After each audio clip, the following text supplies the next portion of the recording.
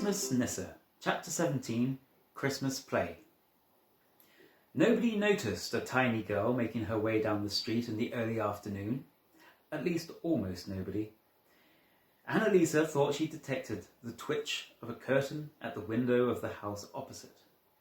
But when she looked closer, she couldn't see anyone, shrugged her shoulders and carried on. The only thing she had to watch out for was dogs.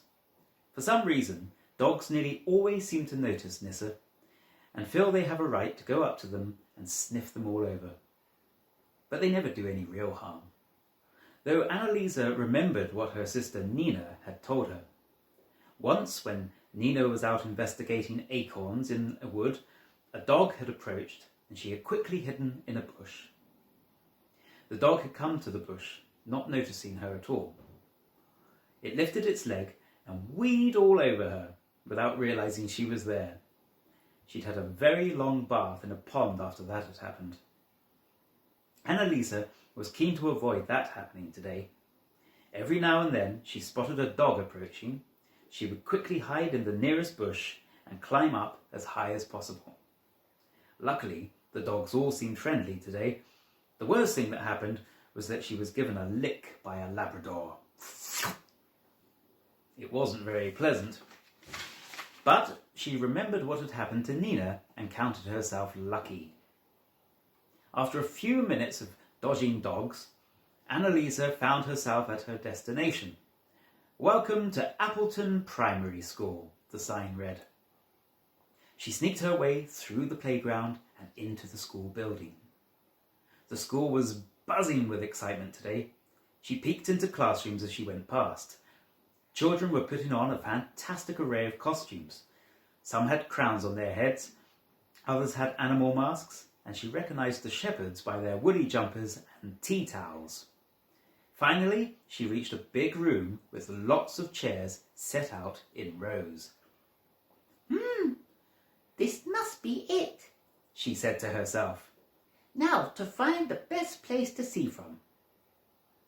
She looked around and decided that for somebody her size, the best place would be up high. So she climbed up the gym bars and sat in a hoop near the top. She knew that she would see everything that happened in the show. Before long, people started to enter the hall and sit down. Noise and excitement levels got bigger and bigger until the music started and everyone's chatter died down to concentrate on what was happening. The show was wonderful. The children all performed fantastically and their voices were loud and clear, so Annalisa could hear every word, even high up on the gym bars. She especially liked the dancing camels and the songs, but the part she enjoyed the most was when Bruno came on. She let out a little squeal of delight to see him, but quickly put her hand over her mouth. Thankfully, nobody heard her. She wished now that she could use some Nisse magic to help Bruno remember his lines, but knew that that would be cheating. So she crossed her fingers and hoped that Bruno got his first line right and held her breath when she knew it was coming. "Behold, there go the kings," she heard him say. Phew, he got that one right. She saw Bruno smile with relief, and to her absolute joy, he got all his other lines right too. The show was a triumph and all the people in the audience loved it. Everyone, that is, apart from the caretaker, who often went round with a mean expression on his face. Annalisa overheard him telling one of the parents that he thought it was boring. And what was the point of school plays anyway? Just more work for him, clearing up afterwards. The parent he was talking to was shocked to hear him say that, but he soon started giggling. While the head teacher was telling everyone that they could go home, the caretaker's clothes began changing. Soon, instead of wearing a t-shirt and grubby jeans, he was wearing an old-fashioned nightgown, a floppy nightcap, and a candle appeared in his hand. Suddenly, one of the men in the audience called out, "Look!" he shouted. "The caretaker's turning into Scrooge from A Christmas Carol!" Everyone began to laugh and point. The children went to find their parents, who were all laughing uncontrollably. The head teacher was desperately trying to make herself heard over the noise of all the laughter. Bruno looked around the hall with a broad smile on his face. He knew exactly what had caused the transformation. The caretaker was wondering why everyone had begun to laugh. He had not noticed the change in his appearance until he looked around and saw himself in a mirror.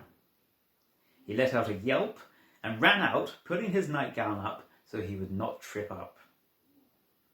Annalisa was very pleased with herself. That was the most un-Christmassy person she had ever seen. She carefully climbed down the gym bars and made her way through a sea of legs to where Bruno was standing with his mum. "You were absolutely brilliant," beamed Mrs. Watson to Bruno as he put his coat on. "That was the best school Christmas show so far." Bruno glowed with pride. All that hard work rehearsing and learning lines had definitely been worth it. "I loved that trick at the end with the caretaker's changing clothes. How on earth did he do that?" Bruno didn't know what to say, and then he felt something fall into his coat pocket. "That's weird," he thought to himself. When he put his hand into his pocket, he soon knew what it was that had fallen into his pocket.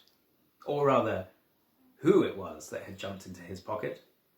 While his mother was talking to another parent, he quickly whispered to Annalisa, "I can't believe you've made it." It's okay. It's worth it to see your show. You was magtastical. "Thank you, I really enjoyed it. I couldn't have done it without your help, though." Yes, you could, she said. You just needed guiding in right direction. On the way back from school, Bruno and his mother talked about the show and all of their favourite parts. Annalisa was straining to hear what they were saying. When they had nearly reached home, she heard Mrs. Watson say something to Bruno. "As you are so brilliant, I'm going to tell you a secret." She lowered her voice and said something to Bruno, but Annalisa could not make out what it was. "That's brilliant! Thanks, Mum!" When they had got up to his bedroom, Bruno fished out Annalisa from his pocket. What is secret your mother say to you? She asked. Bruno looked solemnly at her. "That, Annalisa, is a secret. I seem to remember a certain Nisse telling me that it is a good thing to be patient. Well, now it's your turn to be patient. You'll find out soon enough." Annalisa sighed. But that's not fair. I want to know now. "Patience, Annalisa, patience." Bruno let out a little laugh when he saw just how bright purple Annalisa's face had become. Merry Christmas, everyone.